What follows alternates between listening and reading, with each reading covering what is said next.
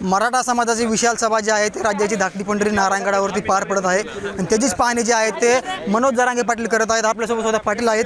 दादा काय सांगाल, एकंदरीत पाहणी करताय, कशी एकंदरीत पाहणी असणार आहे, कशी सभा? आणि गडावरती देशातली सगळ्यात मोठी ऐतिहासिक सभा होणार मराठ्यांची आणि राज्यातल्या एक बी मराठा घरी राहणार नाही।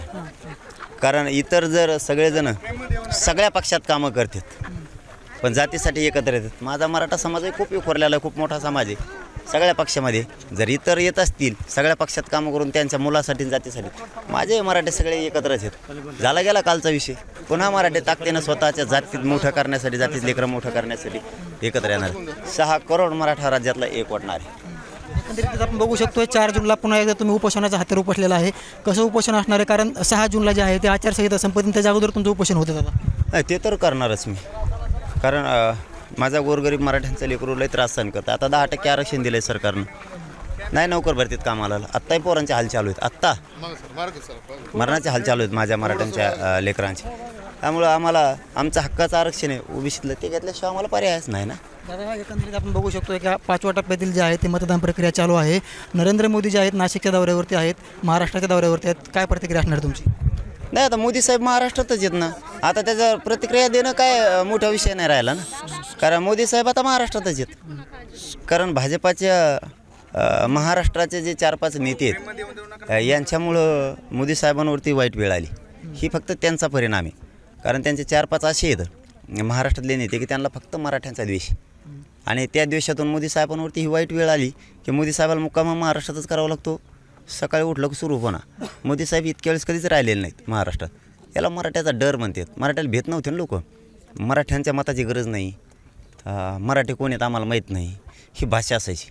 ओबीसीच्या मताची गरज आहे, मराठ्यांची नाही। आता कशी काय फजित झाली, आता झोपाला इथंच, गोधड्या इथंच, सगळं इथंच, उठकी फळ सकाळी। छत्रपती संभाजीनगरच्या दौऱ्यावरती होते तुम्ही, उपोषणाची घोषणा करता, छगन भुजबळ देखील म्हणाले ते जर उपोषण करत असतील तर मी देखील रस्त्यावर येऊन उपोषण करणार आहे, मात्र ओबीसीत येऊन देणार नाही। माझ्या शेजारी येऊन बस ना म्हणा उपोषण, मग तुला कळण कोण कोण हवा निघती ती। हे बोलणं सोपं आहे, गोरगरीब धनगर बांधवांचा उपयोग करून घेणं। वंजारे बांधव लागतो सभेला, पण त्यांची मुलगी नाशिकमधून उभा राहायची असली येऊ नको म्हणतो। आता तर पुन्हा जाहीर झालं आहे मोदी साहेबांकडून, SC ST आणि ओबीसीत धक्का लागून देणार नाही, मग जिवंत आहे तोवर। आता तुम जिवंत आहे तोवर नाही म्हणल्यावर धनगर बांधवाचा कार्यक्रम उभा केला तुम्ही, आता ओपन आहे ना।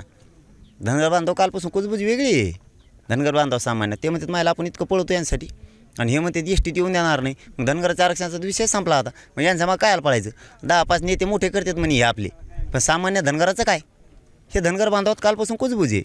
त्यामुळं इथं कुणी काय केल्याने काय होत नाही। आता आपण आपलं शान होणं गरजेचं आहे, आपण आपला समाज सुधारण्यासाठी एकत्र येणं गरजेचं। आम्ही ते एक उडलो, मराठीसुद्धा, मुस्लिम, दलित, 12 बलुतेदार, लिंगायत, आम्ही सगळे एकत्र आलो। दादा एकंदरीत लोकसभेच्या निवडणुकीचा 5वा टप्पा आता संपणारच आहे, मात्र तुम्ही संपूर्ण मराठा समाज असेल, दलित समाज असेल आणि इतर समाज, मुस्लिम समाजाला घेऊन विधानसभेच्या रिंगणात उतरण्याची देखील चर्चा आहे, आणि उतरणार तुम्ही देखील म्हणालात, फक्त मी नसणार आहे त्याच्यात, माझे मावळे असतील। नाही, समाज देणारा बनला पाहिजे ना, कवर आहे मागायचं, माझा समाज काय कमी आहे काय, कशामुळे दुसऱ्याला देणारं बनवायचं, स्वतःला बनायला काय हरकत आहे।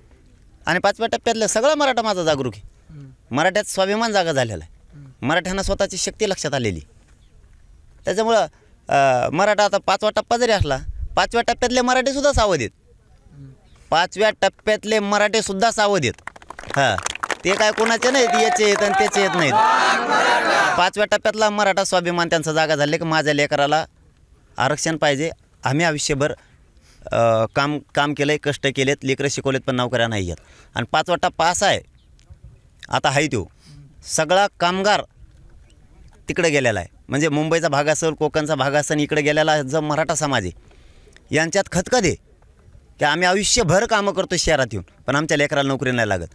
आम्ही पै रुपये कमवतो आणि लेकराच्या शिक्षणात लावतो, त्या लेकराला ह्या आरक्षणामुळे फायदा होत नाही, आरक्षण मिळालं पाहिजे म्हणून तो बी पेटलेला आहे। फक्त मुंबई आणि त्या पट्ट्यात सुप्त लाटे मराठ्यांचा स्वाभिमान जागा झालेला, कार्यक्रमच लावणार आहेत ते सुद्धा। छगन भुजबळांचा एक आरोप आहे की तुम्ही गावखेड्यामध्ये जे आहे ते 2 समाजात वाद निर्माण केला आहे। त्याला काय भविष्य सांगायला तेव्हा देवऋषी काय, लिंब कापायचा धंदा केला का, त्या अंगाराला येतो काय आता लोकाला, तुला कळत आहे ते गप्पड म्हणा, चाललंय चांगलं सुरळीत चाललंय, आणखीन तरी नको नादी लागू। मराठी आरक्षणात गेलेले आहेत, कशाला मराठ्याचा विरोधक होतो, मराठी हे सल्ला आहे माझा, ऐक नाही तर नको ऐकू, ते का उलट्या खोपडीच येते त्याला कवटीच आहे का नाही का त्या डोक्यात कोणाला माहीत. कारण त्याने मराठी ओबीसी येऊ देणार नाही गेले.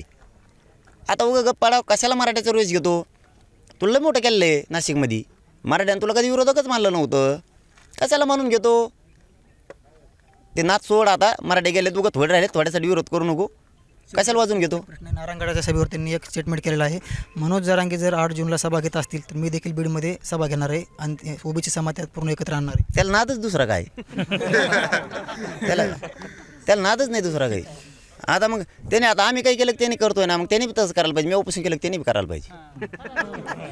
मी पळायला लागलो की तो बी पळायला पाहिजे. जसं तसं करायचं मला.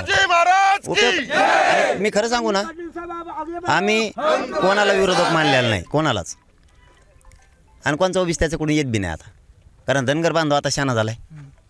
2-4 नेते मोठे होतील पण उभ्या जातीचं वाटोळ होणे धनगर बांधवाच्या लक्षात आले सामान्यांच्या. त्याच्यात दुसरा मुद्दा आहे छगन भुजबळ ओबीसीच्या बाजूनं बोलत नाही म्हणजे धनगर बांधवाच्या बाजूनं. त्यांना आरक्षण मिळावं एकदाही म्हणला नाही. तिसरी गोष्ट मोदी साहेब स्वतः म्हणलेत आता की मी येऊ देत नाही. म्हणजे धनगरांचा बांधवांचा त्यांना इतकं मोठं केलं आहे भाजपला तरी वाटोळं करायला लागली. मग येऊन सभा घेऊन करतो काय. गप्पड ना तिथंच आता. तिकडं कांदे फांदे इकायचं बघ तिथं. त्या लासूर स्टेशन आणखीन लासलगाव तिकडं बघते त्याचा भाव वाढायचा. तिकडच्या लोकांच्या द्राक्षाचं बघावं त्यांना भाव मिळतो का. बाकीचं कुठं नाही कर. इकडं काय लपडत गुततो आमच्या. कारण मराठी आरक्षणात गेलेत मराठ्याचा रोज घेऊ नको. तुझं राजकीय करिअर बरबाद होईल. हां तुला आणखीन एकदा मी चांगलं म्हणून सांगतो तो राजकीय करिअर खालास होईल. हां ओबीसीनं तुला ओळखलेलं तो कोणचा आहे तो काय 12 बोलतदारांचा तो काय हाल केले सगळ्यांना माहिती. ओबीसी महामंडळाचे काय हाल केले सगळ्यांना माहिती. तू गप्पड मायानादी लागू नको काहीच नको. तो मायानाद लागला एवढा देवरा झाला आहे तो. मी 10 करोडची घेईन नाही 12 करोडची घेईन. तुला काय करायचं. तुला करायचं काय विरोध करून. मी ओबीसी बांधवांना जाहीर सांगतो हे काय ही घातकी गोरगरिबाला डोळ्यावर आणायला लागला आहे ओबीसी बांधवाला. समजून घ्या ओबीसी बांधव मला तुम्हाला काय म्हणायचं. याला याची राजकीय पोळे भाजायची हो राजकारणी माणूस यांना तुम्हाला उघड डोळ्यावर आणायचं याला मागं राहायचं. आरक्षणात मराठे गेलेले आहेत. मराठ्याचं हक्काचं आरक्षण आहे ते मराठ्यांना मिळणार आहे. गोरगरीब ओबीसींनी याचं ऐकू नये. तुमचे आमचे संबंध चांगले आहेत आणि कायम चांगले राहणार आहेत कायम. नारायणगडाची सभा एकंदरीत कशी तयारी आहे कशी तयारी असणार आहे. नाही आता बघतोय त्याच्यावर बैठक होईल. तयारी तर प्रचंड आहे. कारण करोडोत येणार आहे समाज. लाखात असल्यावर वेगळा विषय असतो. समाज इथं गैरसोय होऊन तरफडला नाही पाहिजे. मी हट्टी नाही आहे. सभा झालीच पाहिजे माझा हट्ट. आणि तो पुरा करण्यासाठी समाजाला मी तरफडू नाही शकत. नक्की शेवटी मनोज जरांगे पाटील राज्याची धाकटी पंढरी जी आहे ती इथं पाणी करत आहेत. आणि एकंदरीत आपण पाहू शकतो की मनोज जरांगे पाटलांनी जे आहे ते पाणी केलेले आहे. 6 करोड मराठा समाज जे आता एकत्र येणार आहे. एकंदरीत त्यांनी छगन भुजबळ यांच्या टीकेला सुद्धा उत्तर दिलेलं आहे. आज नारायणगडावरती बैठकीचं आयोजन करण्यात आलं होतं. संपूर्ण जे आहे ते पाणी करण्याचं काम जे आहे ते मनोज जरांगे पाटील जे आहे ते करत आहेत. कॅमेरामन ओमकार शेंबडेसोबत मी योगेश काशीद नारायणगड बीड मुंबई तक.